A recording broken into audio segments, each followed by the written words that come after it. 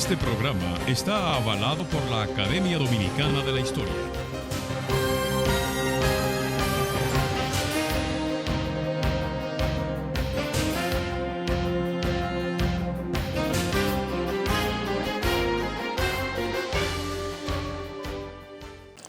Hola, pueblo dominicano.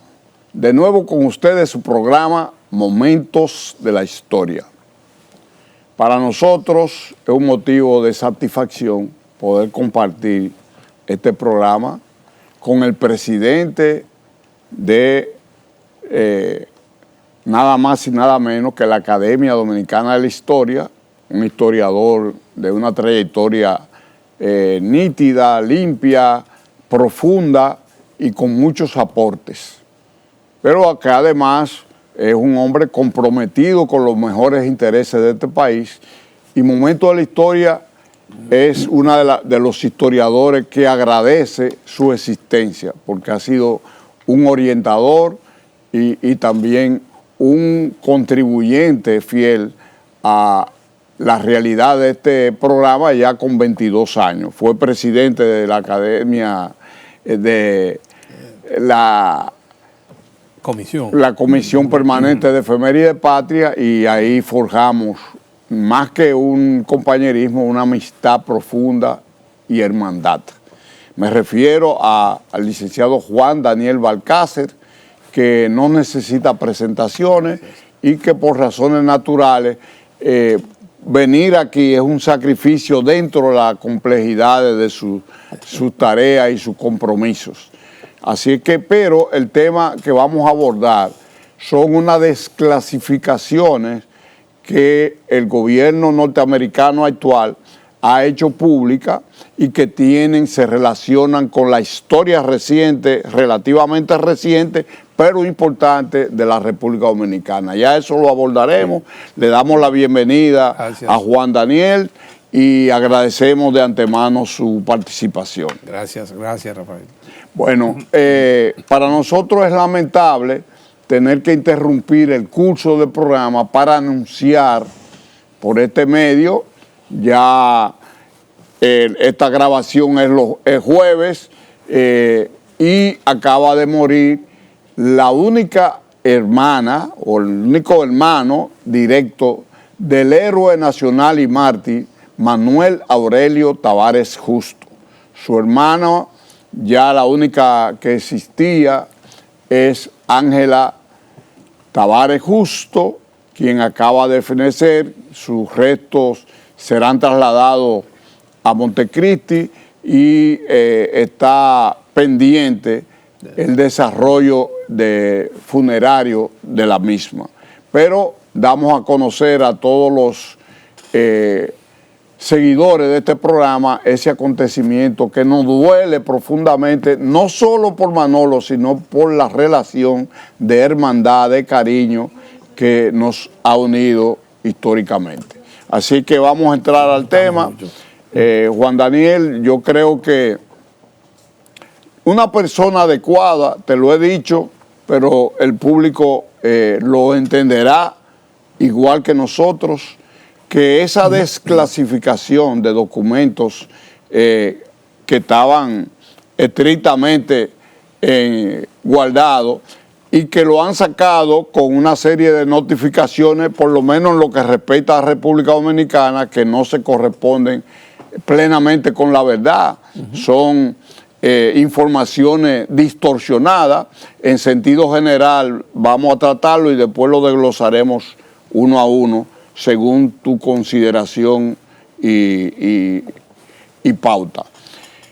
Me refiero a que se puso a circular ahí una versión ofrecida por uno de los asesinos más terribles del Servicio de Inteligencia Militar, que está comprometido con todos los acontecimientos de odio, de terror en la República Dominicana.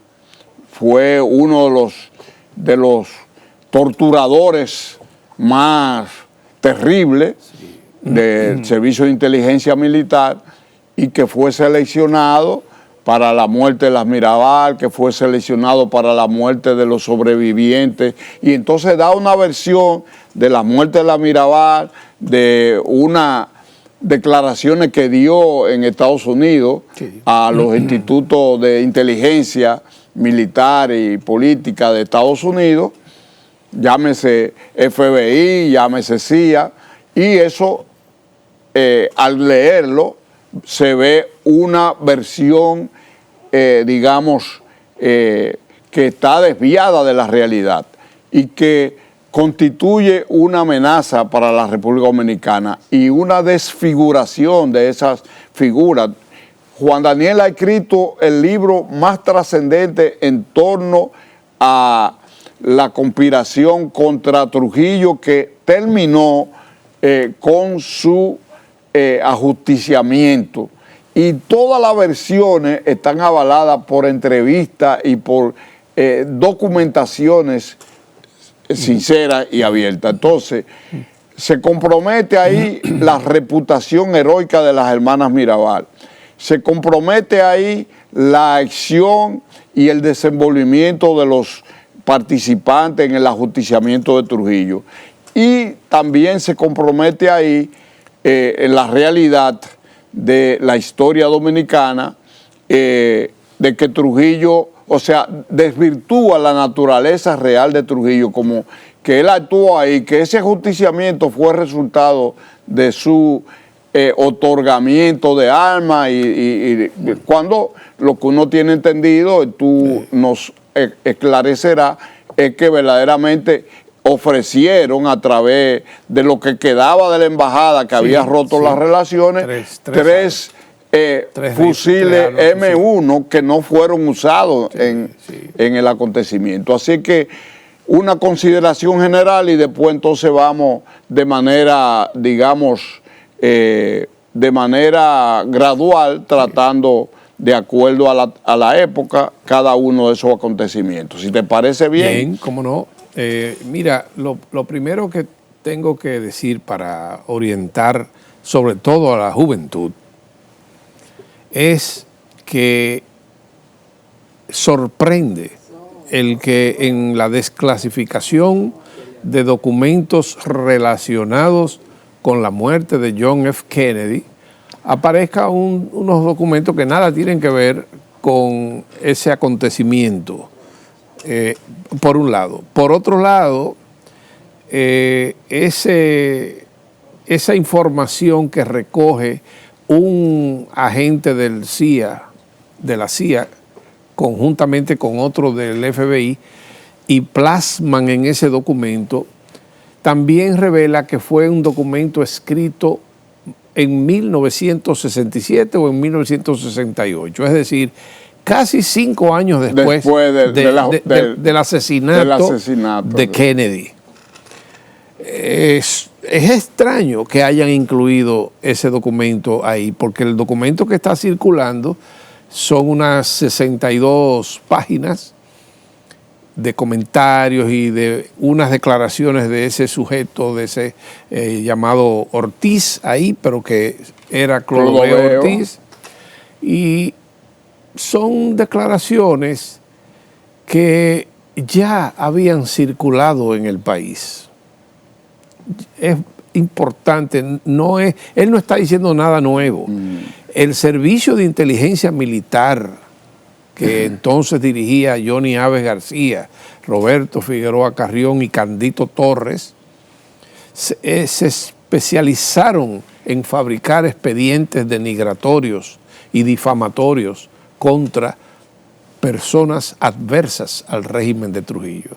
Y esa práctica la exacerbaron aún mucho más después de ajusticiado el dictador, porque entonces ellos desarrollaron una campaña bestial para descalificar a los que habían participado en el complot contra Trujillo. Fíjate que, por ejemplo, desde 1963 comenzaron los esbirros y representantes del régimen a dar declaraciones tratando de enlodar la reputación de los héroes que ajusticiaron a Trujillo. El primero fue el fiscal que actuó en el caso, Lolito Tejada Díaz, que en 1963 publicó un libro titulado Yo investigué la muerte de Trujillo, en el que vierte una serie de datos, informaciones que recogió en el proceso de buscar informaciones para instrumentar su caso, pero al mismo tiempo filtra hay informaciones inexactas. Lo mete de manera soterrada y aviesa. Sí, algo que mucha gente no repara, sobre todo la juventud. Cuando hablo así, hablo para la juventud. Mucha gente cree que con la muerte de Trujillo el 30 de mayo de 1961 desapareció la dictadura y sucedió que la maquinaria dictatorial permaneció intacta casi 15 años, 10 años después, porque aquí la verdadera democracia se comenzó a construir en el 78. Pero esa maquinaria que tenía una especialidad en difamar, fue creando expedientes. Entonces, Alicinio Peña Rivera, otro connotado Calié, publicó nada menos que 3 libros después de para justificar su actuación. Y en cada uno de esos libros vertía también veneno y lodo contra las personas que participaron en la eliminación física de Trujillo. Además de Alicinio, está Rafael Meireles Soler, que publicó otro libro en el 63-64, en el que vertieron toda esa basura, esa información sin poder demostrar nada, que es a lo que se hizo eco ese Clodoveo Ortiz. Era una línea, una línea de... Entonces, es importante analizar, contextualizar el documento. El documento que circula de 62 páginas toma declaraciones de un agente de la CIA que interrogó a Clodoveo Ortiz, pero al mismo tiempo hay un agente del FBI que es el que redacta el texto. Ese texto fue escrito del 67 en adelante, porque en el texto que circula, ellos citan un libro de Robert Crossweller que fue publicado por primera vez en el 66, de manera que no es un documento de 1961-62. Pero además, también hay muchísimos borrones que hacen ilegible mucha parte de lo que el mismo documento... A mí me resulta sospechoso que de los documentos que supuestamente han sido desclasificados relacionados con la muerte de John F. Kennedy, ese sea el que se haya difundido por aquí, porque responde a ciertos intereses políticos de alguna figura interesada en tomar el caso de los héroes que eliminaron a Trujillo con el propósito de presentarlos como unos bandidos y unas personas inescrupulosas. Sí. No lo va a lograr, pero es importante reconocer y señalar que ya eso había formado parte de una campaña difamatoria que llevó a cabo el Servicio de Inteligencia Militar desde el 62 en adelante. Muy bien, vamos a hacer una pausa y retornaremos tomando cada uno de esos casos con tu elocuencia, con tu precisión y con tus investigaciones, que son aportes a la posteridad, porque cada uno de los conceptos y de los temas de interés histórico, Juan Daniel es uno de los historiadores, junto a Fran Moya, junto a Checheco, a Roberto Casá y también al penecido luchador, que que participó, Emilio Cordero Michel, claro. Un historiador tremendo, fue presidente también de la academia. Y un conjunto de grandes historiadores dominicanos cuya herencia se ha mantenido gracias a esa playa de notables historiadores. En breve continuamos con este interesante programa que se da el lujo de tener para sí un invitado de honor. Gracias. Juan Daniel Balcácer.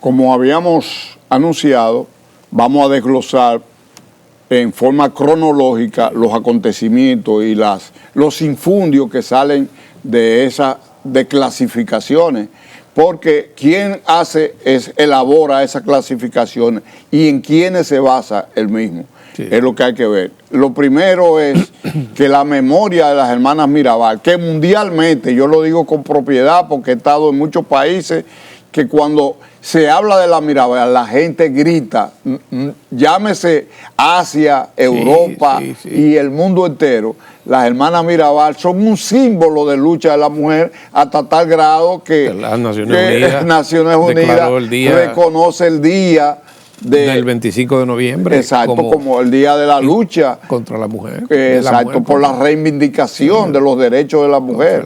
Entonces, en verdad, las hermanas Mirabal no son héroes nacionales, heroínas nacionales, sino que son asumidas por el mundo. Entonces, eso ahí tira un lodo como para hundir la integridad de las hermanas Mirabal, principalmente de Minerva, que fue el prototipo de militante revolucionaria, incluso sobresaliente en la lucha política nacional e internacional por el avance de los pueblos. Entonces, no cabe dudas de que tanto Minerva como su hermana María Teresa eran las más militantes, sin que ello signifique que Patria, pero las más militantes se caracterizaron por una labor revolucionaria y de sistemática oposición a la dictadura.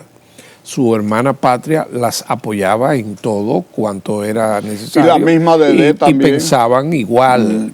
De manera que para Trujillo fue siempre un problema el hecho de que una mujer joven, profesional, intelectual, elegante, atractiva, era antitrujillista. Pero no era antitrujillista por ser anti.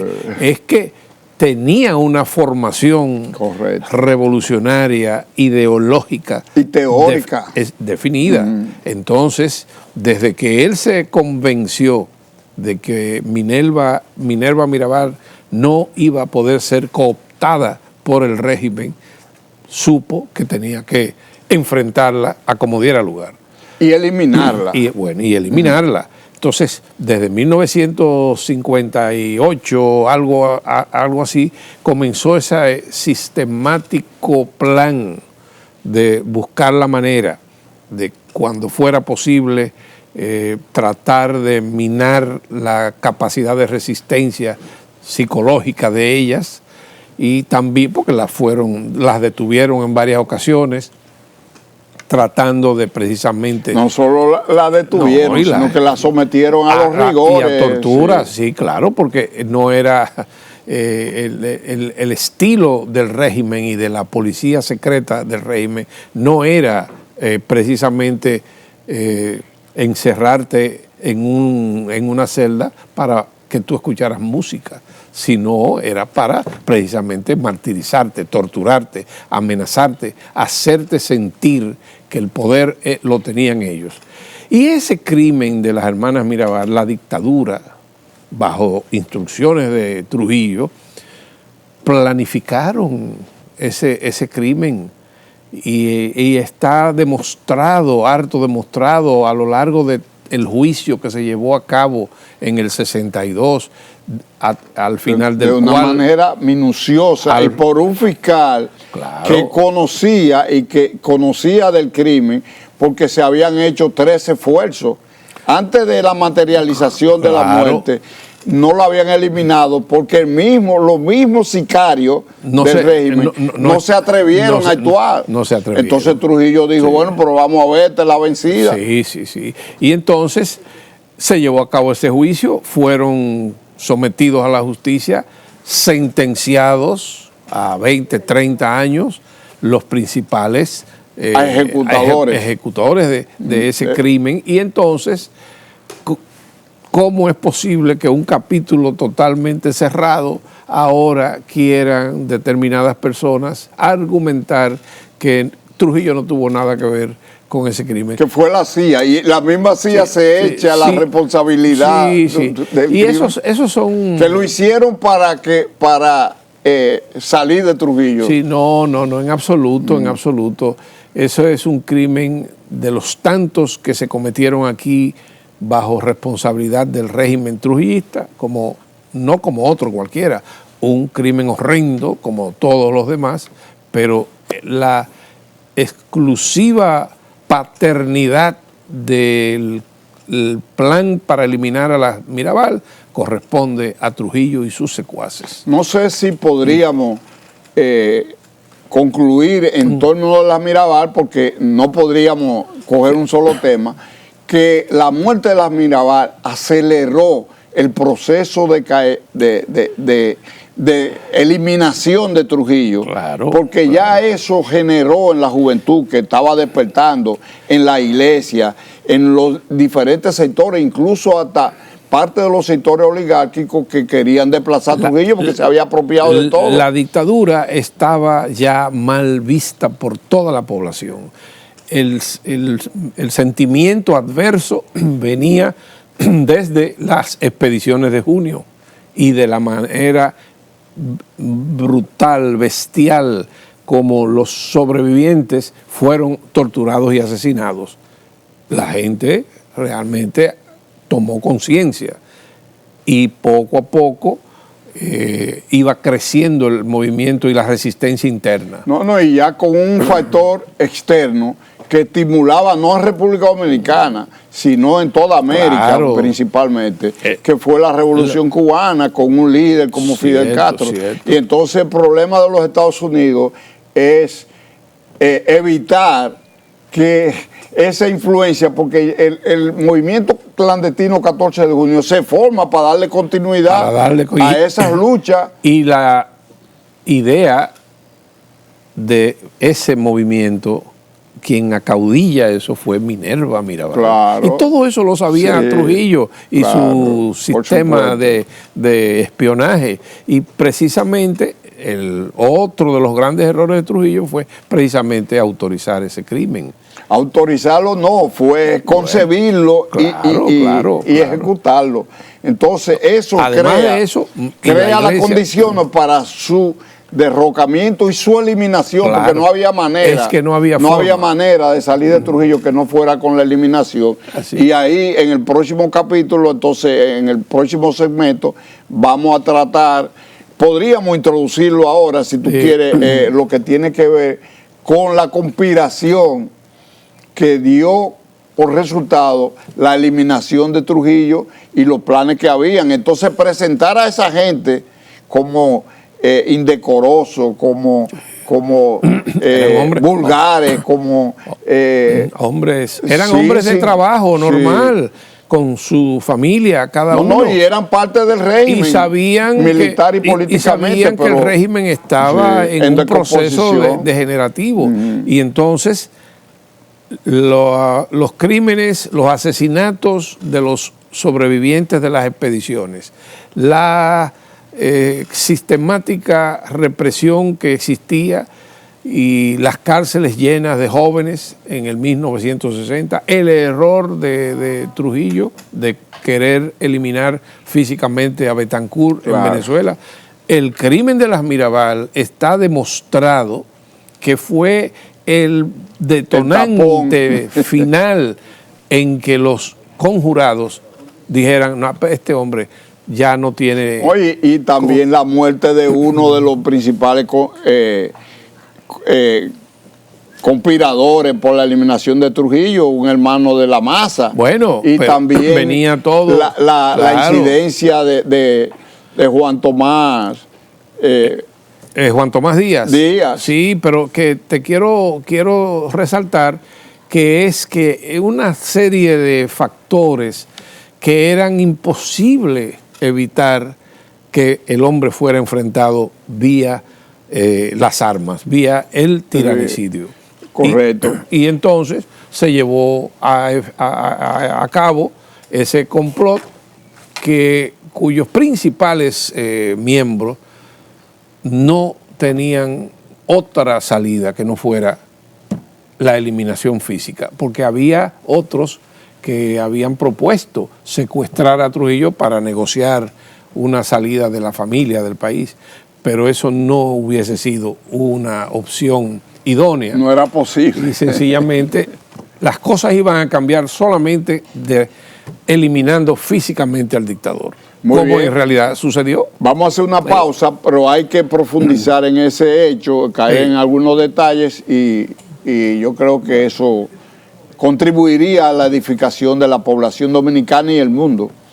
Así que una pausa.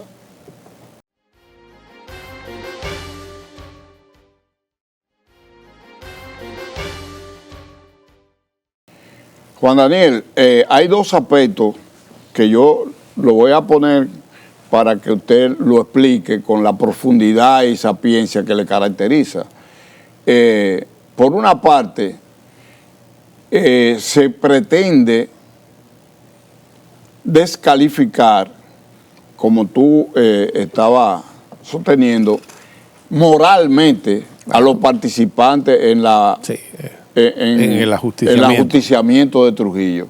Y entonces hay un mensaje. Yo tuve la oportunidad de conocer y de tratar a la doctora Lidia Fernández.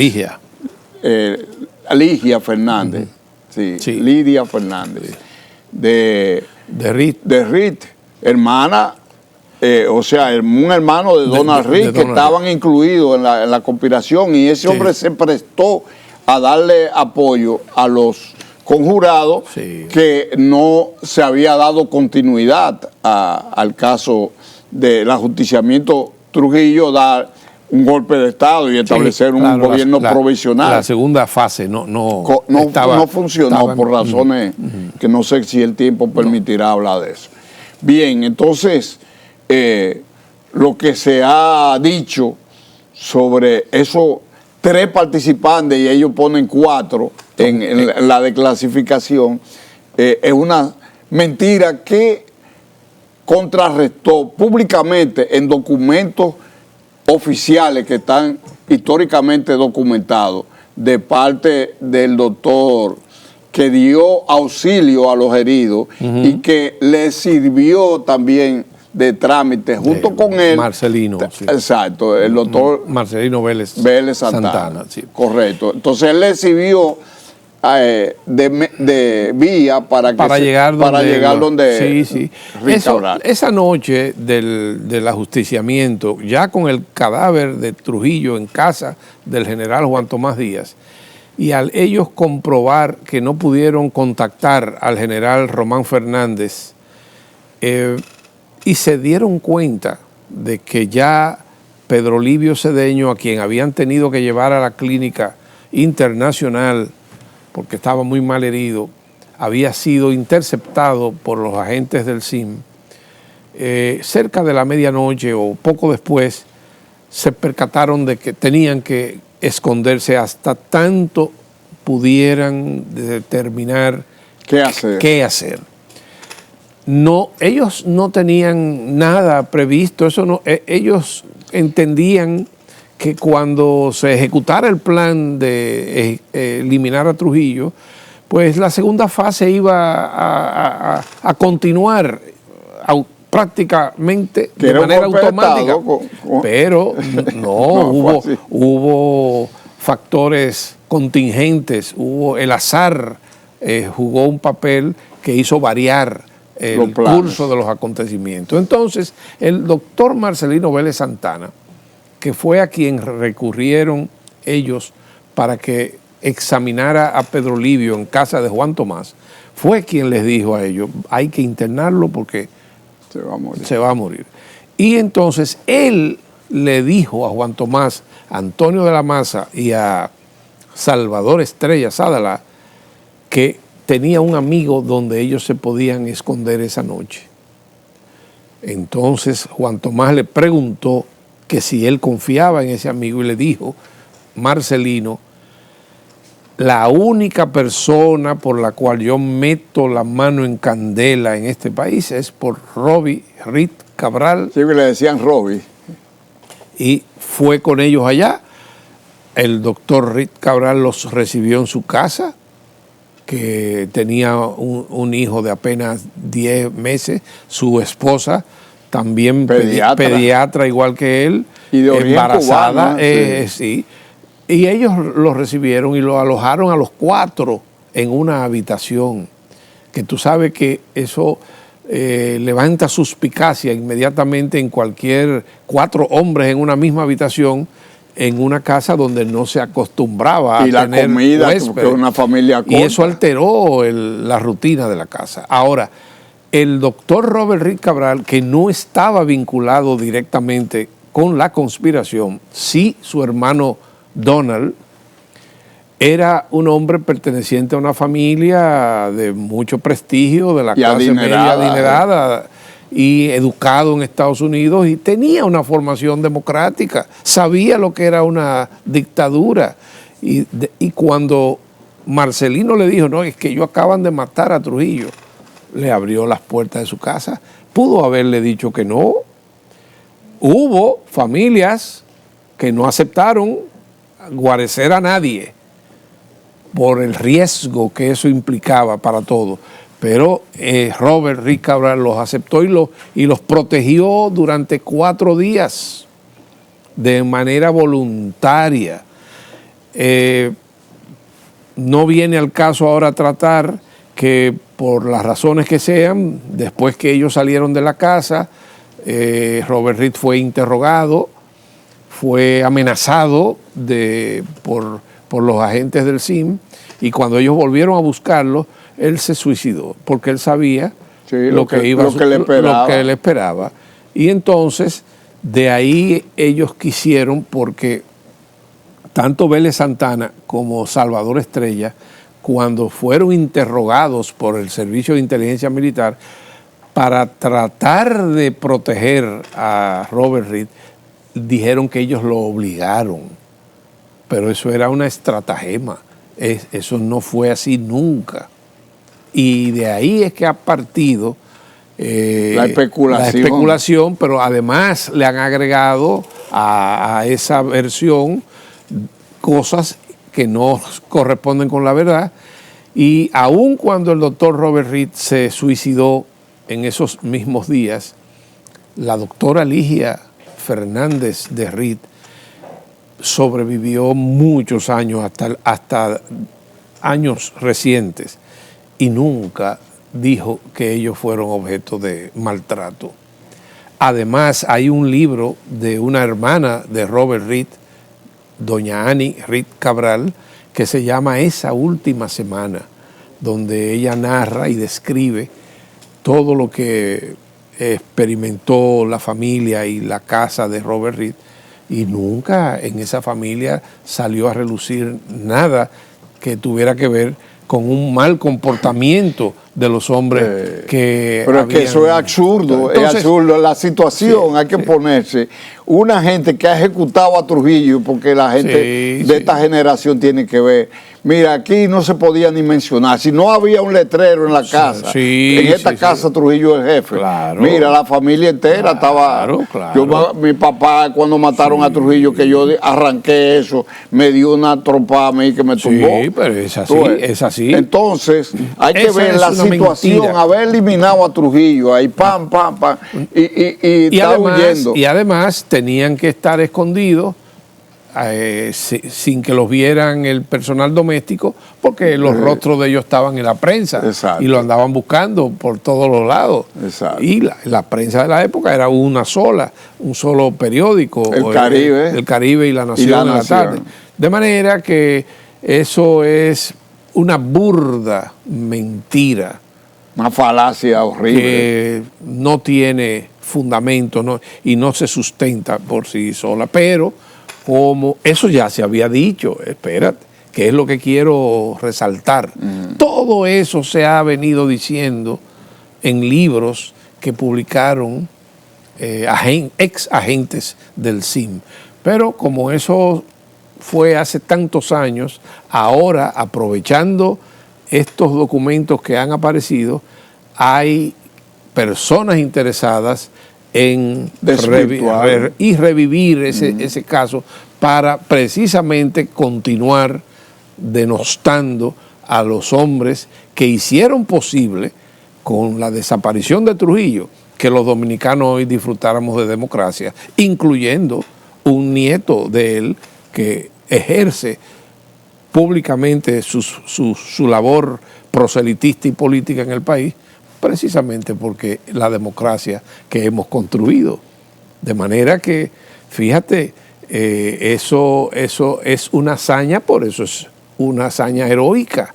Gracias a ellos, el pueblo dominicano pudo construir una sociedad democrática en la que familias, incluso relacionadas con el dictador, pueden vivir y ejercer su derecho aquí.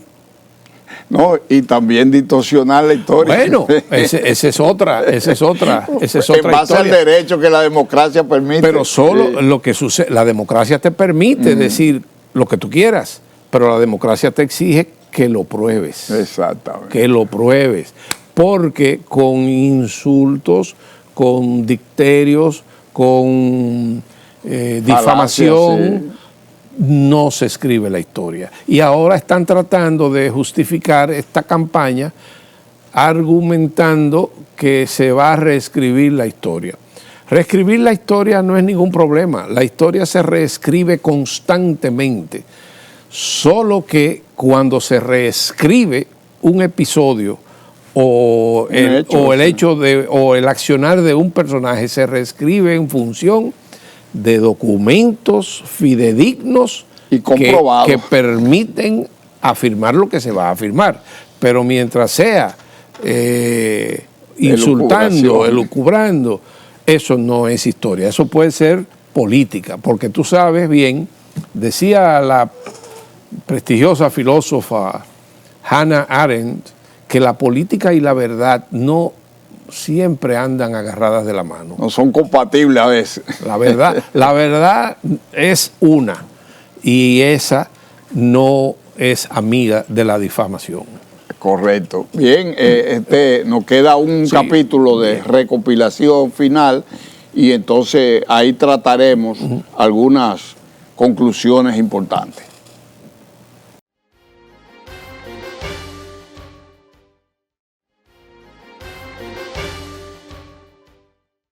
En este cuarto y último segmento, de un programa que da para muchos programas más, porque son temas profundos que ameritan libros, y tenemos uno de los escritores más connotados en el tema que los temas que estamos abordando.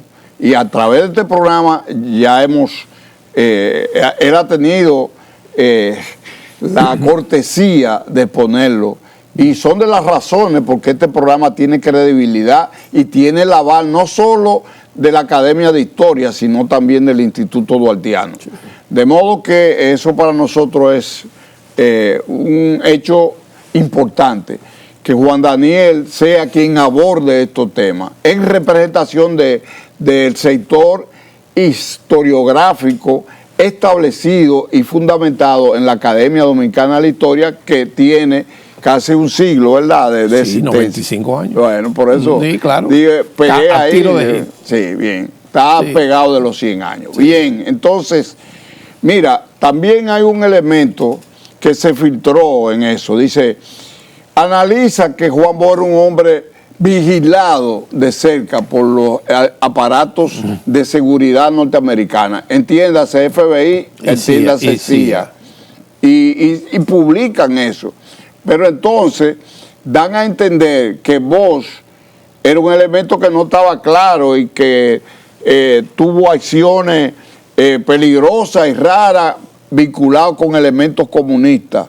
Y lo acusaron de eso hasta tratar de impedir que fuera presidente.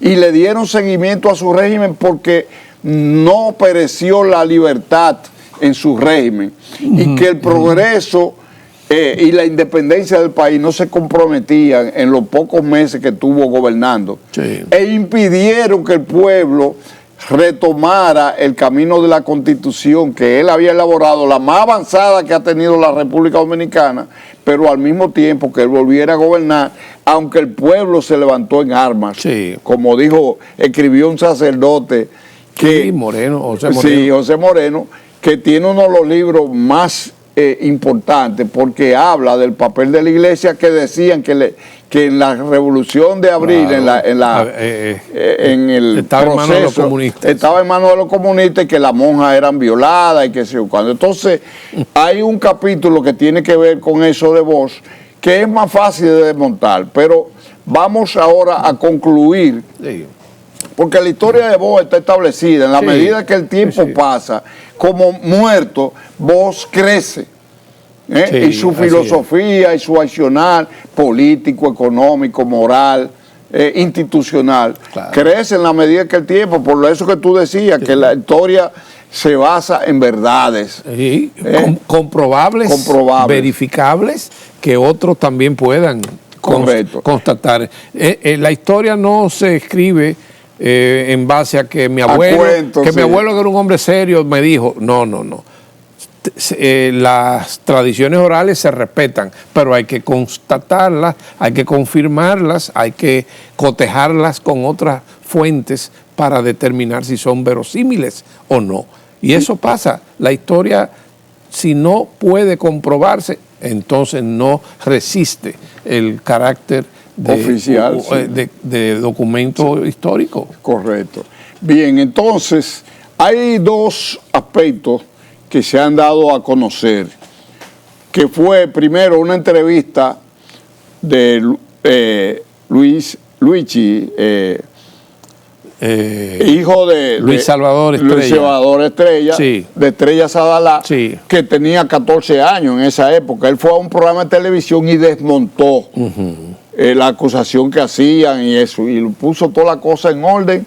Y hay otro documento también que se ha publicado recientemente, que fue la participación en un medio que dio a conocer el acontecimiento sin decir toda la verdad, sino que lo puso en primera página haciendo honor a lo que se había, A lo que decía el dice. documento, Sí, no. o la interpretación del documento.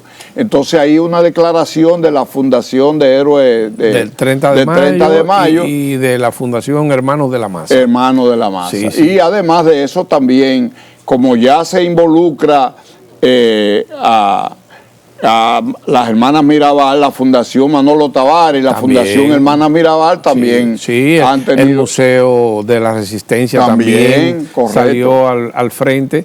Es decir, que esa campaña de falacias es fácil de desmontar. Ahora bien, otro ingrediente que han querido decir es como que el grupo de conjurados, si no hubiese sido por la CIA, no logra. actúa. Entonces, fíjate, como dije anteriormente, que todo está dicho,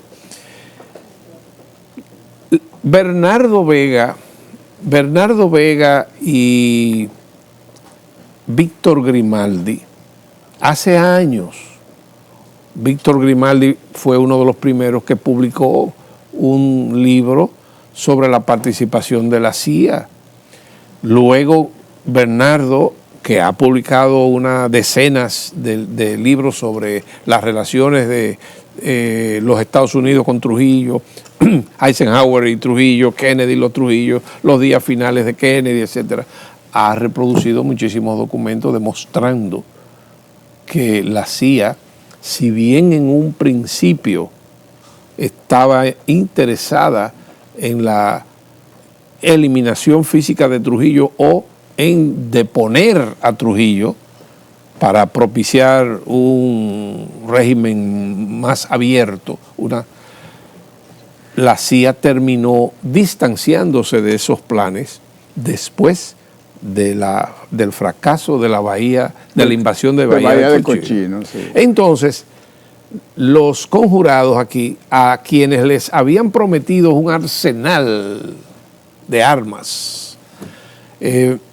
no se sintieron nunca respaldados por la CIA, porque cuando se fue el embajador norteamericano, que fue retirado a raíz de las sanciones de la OEA, aquí solamente se quedó el consulado y la oficina de la CIA, la estación de la CIA. Y entonces ordenaron al cónsul de la época que entregara a los miembros de la conjura 3 fusiles M1 que habían quedado en la embajada, que no es que la CIA los envió, que habían quedado en la embajada. Bueno, eso se recibieron en Wimpy, pero ellos actuaron por su propia decisión, con sus propias armas, y gracias a ese valor y a esa decisión fue posible el 30 de mayo.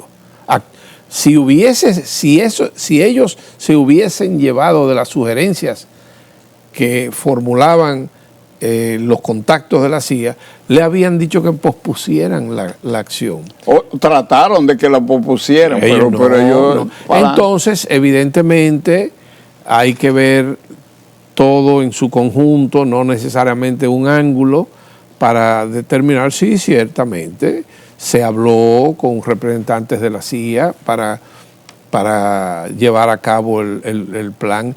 Y al final lo que se entendió fue que por lo menos simbólicamente se tenía el aval. Ahora, una vez muerto Trujillo y una vez desatada esa feroz persecución que se llevó a cabo en la ciudad, en todo el país, contra los miembros de la conjura y sus familiares, ni el consulado, ni la CIA, ni nadie hizo nada para proteger a esas personas que estaban siendo perseguidas.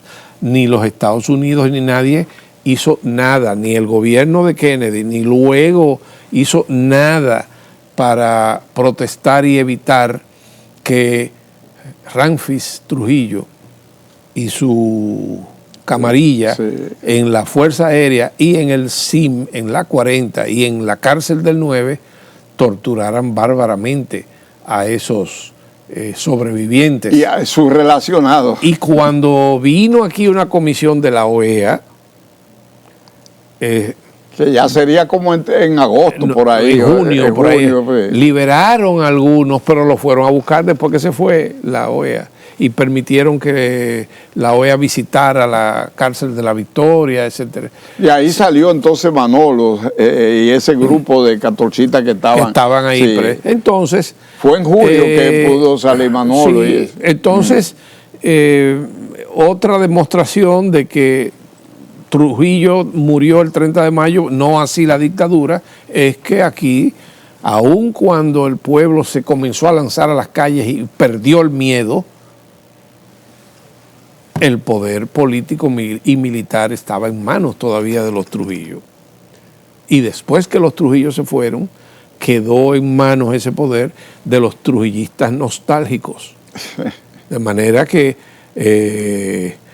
tuvo que sobrevenir la Revolución de Abril, que el pueblo perdiera ya todo el miedo que se había contenido durante tantos años, lucha, para entonces comenzar una nueva fase de lucha contra los remanentes de la dictadura. Y todavía hoy, a 60 y tantos años después, hay asomos de personas que quieren justificar la dictadura y vendernos a un dictador preocupado por su pueblo. ¿Pero por qué?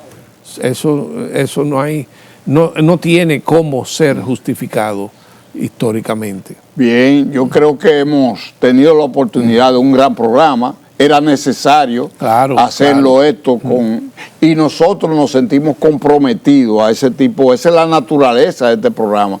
orientar la población, sin ningún sesgo de fanatismo y sin ningún tipo de lucubración.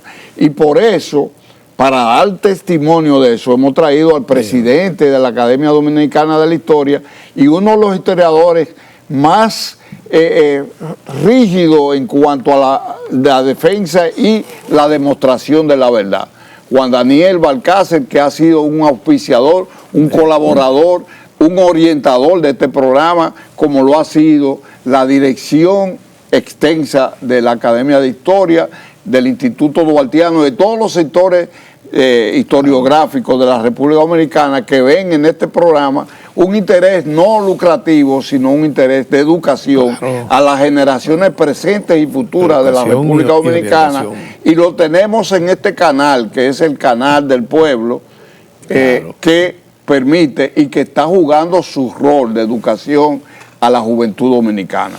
Hasta una próxima entrega, con el agradecimiento a Juan Daniel Balcácer por disponer de su entregado esfuerzo y tiempo a hacer un programa de esta significación. Gracias. Hasta una próxima entrega de Momento de la Historia en este su canal 4 RTVD.